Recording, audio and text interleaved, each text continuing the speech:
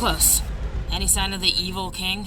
Hello and welcome to Destiny Week here on GamesRadar Plus. Now this is 18 essential tips for the Taken King. My name is James Jarvis and I'm joined today by Andy Hartup. Hello. Hi Andy. So yeah, these tips are for if you're a lapsed Destiny player or you're looking to start your journey to become legend or even create a new character. Some of these tips should help you find your way in the Taken King. Now obviously not all of them are going to be useful to everybody, but hopefully there'll be something here for all of you. There should be, yeah. And let's start off with the first tip, especially for lapsed players. It's that all players who buy the Taken King will get a spark of light, which automatically boosts their character up to level 25. And I do believe it provides gear as well, appropriate for that level. So essentially, you're all ready to go. You're all ready to tackle the expansion. So if you're starting a new character because you lapsed and you want to get back in, if you're starting afresh, just get your Spark of Light and do it. Or maybe you're a seasoned player and want to start an alt or a third character. Spark of Light takes you up to level 25 straight away. Perfect. Our next tip is that Arms Day is on Wednesday. Now, if you go and see the gunsmith, you'll notice he now has a reputation level. You can get this increased by testing the guns that he has on test that week. And by testing these guns, it will allow you to level up and even order new ones when the time comes. That's right, yeah. The Fallen have strengthened their positions around the old launch sites. We need to be cautious. Tip number 3, it's not so much a tip as an observation. A fact. Nolan North has replaced Peter Dinklage. So the voice of Ghost is very different. All the lines have been re-recorded. He sounds a lot more metallic and robot-y now. It's not a big deal, but it's quite a nice little layer. So if you didn't like Peter Dinklage's rather phoned-in dialogue in the original game, Nolan North put a little bit more effort in, I think. A little bit more. You'll also notice that the level cap has been increased to 40. Season players who are already level 34 will get there pretty quickly because it's all XP based, so just spending time doing what you do will get you to level 40 pretty quickly. You will also be able to do quests which will give you big XP boosts, and they're sort of multi-part quests, so you'll be in and out of different locations doing different things. And you know, there are other ways to increase your XP. It's all about bounties and all sorts of other bits and pieces. So you should hit level 40 fairly quickly. Yeah, and even some of the old missions as well have this quest structure now, so you can go back and replay things, and you'll find that they are slightly different. Another point is that the light system has now changed. It's now not all about the armor you've got, which is quite a nice thing. So now it's changed that your weapons and your armor combine to make your set light level.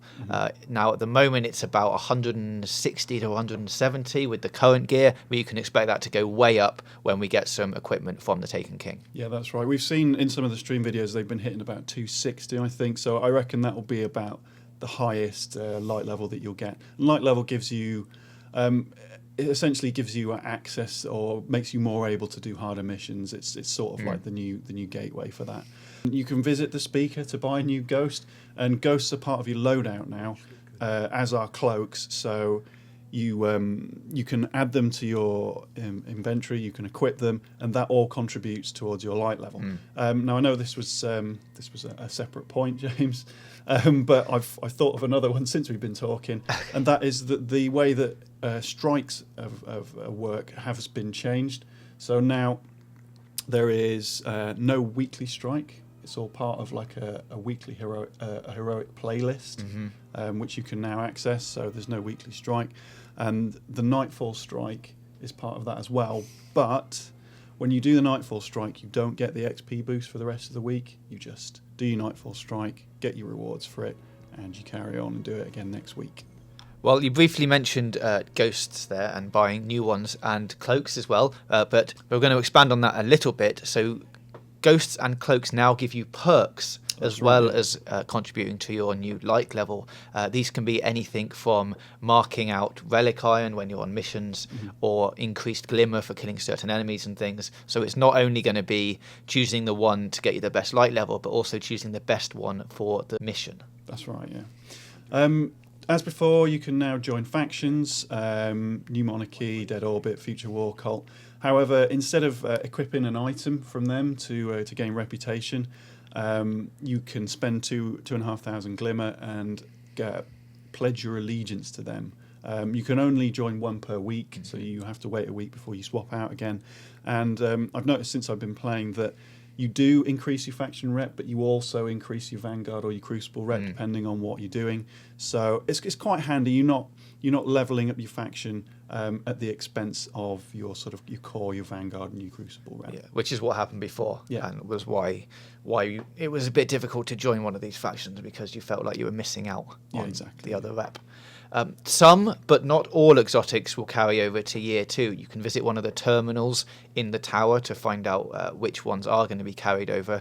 The ones discovered so far probably won't be all of them, though, because Bungie has said in this new update they have also found a way to hide certain things from the data miners, so expect some more secrets to be discovered. So can I add that there's currently 10 of them, and I think I can name all of them. This is very dangerous. Yes, it is, but let's go for it. So there is Bad Juju, Red Death. There is Last Word. I think Hawk Moon's one of them, so that's 4. Fourth Horseman, Invective, Thunderlord, Truth. Oh yeah, and I've missed 2 primaries out. It was Suros Regime and Monte Carlo. Wow, very All impressive. 10. All 10. All 10 done. So there are obviously going to be a bunch of new exotics as well, but the sort of headline thing is there's going to be 3 new subclasses. That's one per class. So if you're a hunter, there's the Night Stalker. That's the one with the bow that binds things to the ground, which James absolutely hates. But because I'm running a hunter right, my main, and it's basically a support class, and I'm not impressed with the support class. I'm very pleased because I run a Titan as my main, so they've got the Sunbreaker subclass, which is the one with the massive hammers, causing all sorts of chaos. Really pleased about that. And for Warlocks, there's the Stormcaller, which is old Johnny Lightning Hands, the Emperor floating around, nicking people with his lightning coming from his fingertips. So that's all good. One thing that you won't have been able to miss during the build-up to the Taken King is now we've got more vault space in the tower. Ironic cheer. Yay! So vault space has been doubled, and also your shaders and your emblems now are grouped together. And you can also go and see these in the terminals, so you can actually delete all the shaders and the emblems that you're not using, and you can go back to the terminals and retrieve them whenever you want. There are also loads and loads of new shaders and new emblems to go and look at in the terminals. You can either buy them from one of the vendors or pick them up on different missions around the map. Love a good shader.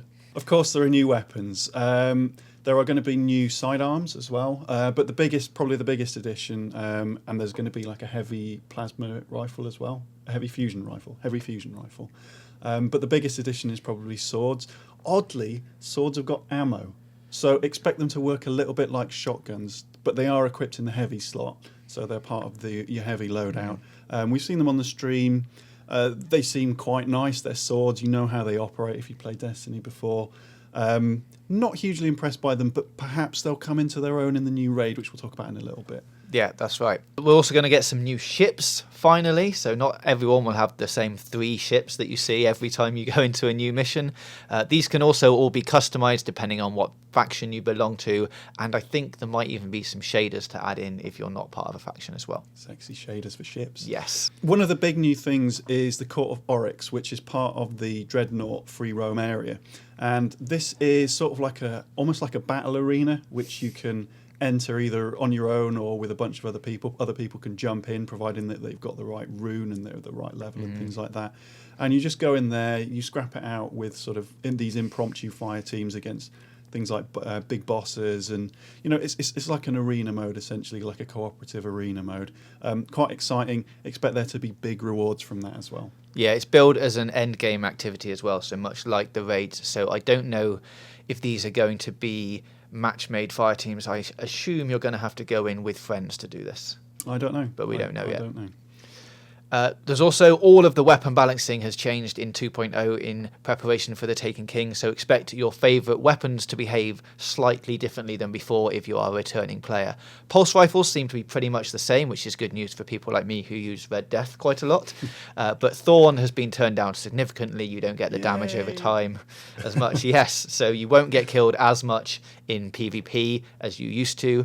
Auto rifles have also been made more effective, so you could go back to your hard light and your Source regime in PvP and even PvE. I've been using a lot of the Mida multi-tool, and it is pretty sexy in PvP now. Probably my go-to weapon, along with hard light. I was never a fan of hand cannons. I have noticed Hawkmoon is still pretty effective in Crucible. It's one of the three but you Red, get killed Red with. Death and Bad Juju, I get killed by that a lot at the moment. So those are the ones to be picking. One other thing, when you visit the Dreadnought, it's not your average free roam area. Like, it is big, and it's designed to be like a maze, so you are supposed to get lost in it. However, there are a number of things in the Dreadnought that are a little bit different to what you found in other free roam areas. There are going to be hidden chests in there which require keys to unlock. We've seen one thing on a stream which required the key of gnashing teeth. Now, rumour has it that these chests are all going to be part of like quest lines which you discover as you go through the free roam areas. So that is quite exciting, but we don't know much about that. We'll know more this week when people start getting into it. That's right. And finally, the King's Fall, Destiny's new raid, launches wait. on Friday, the 18th of September, which is only a few days away. Obviously, we don't know that much about it yet because it's not out yet. And Bungie want to keep some of these things a secret. They designed it with hard mode in mind, so it's been designed with hard mode first. And there's a secret, like a secret thing that's going to happen maybe at the end of it or when you finished it. They said that there's some sort of secret which you won't, which is completely new that will surprise people who've played the other raids. So expect like a twist at the end of it almost, or a twist in the middle of it. There's something different about the King's Fall, which, yeah, I mean, that's really, really exciting. That is very exciting. And of course, Bungie love keeping secrets, which is why they won't tell us where the extra chest in the Port of Glass is. That's right, yeah. And we still haven't found. But that's about it for the essential tips for the Taken Kim. Keep it here on Games Radar Plus during Destiny Week.